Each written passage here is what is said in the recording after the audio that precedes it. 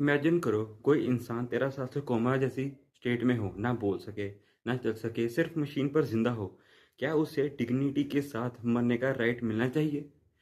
Should a person who has no hope of recovery should have right to die with dignity? This difficult question recently came before the Supreme Court in Harish Rana case. आज हम बात करेंगे हरीश राणा के case के बारे में और समझेंगे पैसिव यूथनेसिया और right to die with dignity क्या होता है, जिसके ओरिजिन के पीछे एक हार्ट ब्रेकिंग स्टोरी है। एक नर्स की स्टोरी जिसका नाम था अरुणा शॉनबॉग। उसकी ट्रेजिडी ने इंडिया में एथनेसिया लॉ की फाउंडेशन रखी। In 1973, a young nurse named Aruna Schonborg was working at King Edward Memorial Hospital in Mumbai.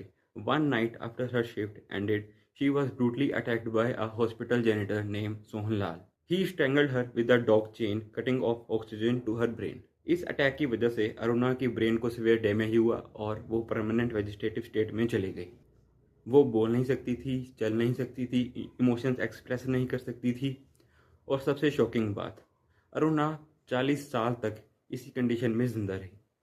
अब समझते हैं वेजिटेटिव स्टेट में लाइफ कैसी होती है। अरुणा शॉनबॉग की 8 सिबलिंग्स थी, पर फैमिली ने धीरे धीरे उससे मिलना बंद कर दिया। लेकिन किंग एडवर्ड मेमोरियल हॉस्पिटल की नर्सेज और स्टाफ ने उनका ख्याल 40 साल तक रखा। सोचो, एक इंसान सब कुछ सुन सकता है या नहीं पता नहीं, लेकिन जिंदा है सिर्फ मेडिकल केयर की वजह से। यहीं से एक बड़ा लीगल क्वेश्चन उठा, किसी इंसान को डिग्निटी के साथ मरने का राइट मिलना चाहिए? इन 2009, author and journalist Pinky Virani filed a petition in Supreme Court of India seeking euthanasia for Aruna Schonberg. In 2011, the Supreme Court delivered a historic judgment. Court ने पैसिव एथनेसिया को लिमिटेड फॉर्म में allow किया। Passive एथनेसिया का मतलब है life support जैसे ventilator, feeding tube को withdraw या डिसकंटिन्यू कर देना जब रिकवरी की कोई होप ना हो। लेकिन अरुणा शॉनबॉग के केस में कोर्ट ने एथनेसिया अलाउ नहीं किया, क्योंकि हॉस्पिटल स्टाफ चाहता था कि अरुणा शॉनबॉग जिंदा रहे। पैसिव एथनेसिया का मतलब है लाइफ सपोर्ट सिस्टम को विड्रॉ या विडहोल्ड कर देना, जैसे ventilator, feeding tube, artificial hydration, जब पेशेंट के रिकवर होने की कोई पॉसिबिलिटी ना हो। ये डिसीजन डायरेक्टली पेशेंट को मारना नहीं होता, बल्कि आर्टिफिशियल सपोर्ट को बंद करना होता है। लेकिन ये डिसीजन लेगा कौन? पेशेंट खुद बोलने की हालत में तो है ही नहीं। सुप्रीम कोर्ट ऑफ इंडिया ने कहा कि डिसीजन कोई एक डॉक्टर या रिलेटिव अकेला नहीं ले सकता। डिसीजन ले सकता है पेशेंट के पेरेंट्स, स्पाउस, क्लोज रिलेटिव्स। अगर ये अवेलेबल ना हो तो नेक्स्ट फ्रेंड जो पेशेंट की केयर कर रहा हो। अब इसका प्रोसीजर समझते हैं। पैसिव एथनेसिया में कोर्ट की अप्रूवल जरूरी है। 2011 में कोर्ट ने गाइडलाइंस दी जिसके अकॉर्डिंग फैमिली या नेक्स्ट फ्रेंड हाई कोर्ट में एप्लीकेशन फाइल करेगा। हाई कोर्ट एक मेडिकल बोर्ड अपॉइंट करेगा। मेडिकल बोर्ड चेक करेगा पेशेंट परमानेंट वेजिटेटिव स्टेट में है या नहीं, रिकवरी की कोई पॉसिबिलिटी है या नहीं। अगर मेडिकल बोर्ड एग्री करे तब कोर्ट परमिशन दे सकता है। 2018 के जजमेंट में लिविंग विल का भी ओरिजिन हुआ। 2018 में कॉन्स्टिट्यूशन बेंच ने एक और इम्पोर्टेंट चीज़ अलाउ की, लिविंग विल, जिसका मतलब है एक पर्सन पहले ही डिसाइड कर चुका है कि अगर वो फ्यूचर में वेजिटेटिव स्टेट में चला जाए तो उसे आर्टिफिशियल सपोर्ट सिस्टम पर जिंदा रखा जाए या नहीं। In 2018, the court recognized the right to die with dignity as a part of right to life under Article 21.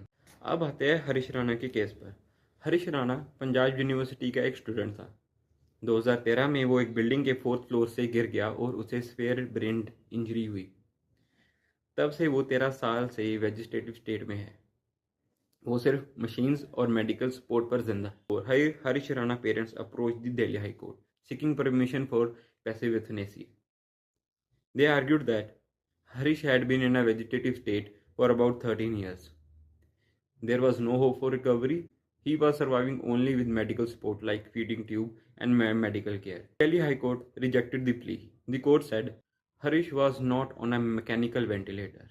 He could breathe on his own, therefore he was not fully dependent on life support machines. The court also observed that removing the feeding tube would lead to starvation, which would amount to active euthanasia, and active euthanasia is illegal in India. So the High Court did not allow the passive euthanasia for Harish Rana. After the High Court rejection, the parents approached the Supreme Court of India. The Supreme Court formed 2 medical boards to examine Harish's medical conditions. They concluded that recovery was almost impossible. Finally, in 2020, 26, the Supreme Court allowed passive euthanasia and permitted withdrawal of life-sustaining treatment. The Supreme Court clarified an important principle. Even clinically assisted nutrition, feeding tube, is a medical treatment and it can be withdrawn if it only prolongs biological life without recovery. Parents approached the Supreme Court of India seeking permission for passive euthanasia. The bench of J.B. Padiwala and Justice K.V. Vishwanath examined the medical reports. The report showed no improvement for 13 years. The court observed that while a doctor's duty is to save life, that duty may not continue when there is no hope for recovery. Finally, the court allowed passive euthanasia for Harish Rana. ये case सिर्फ एक legal decision नहीं, ये एक ethical और emotional question भी है. क्या जिंदगी सिर्फ सांस लेने का नाम है या डिग्निटी भी जरूरी है? The Harish Rana case once again remind us of a difficult balance between a sanctity of life and dignity in that, and it shows how Indian Constitution continues to evolve to protect humans.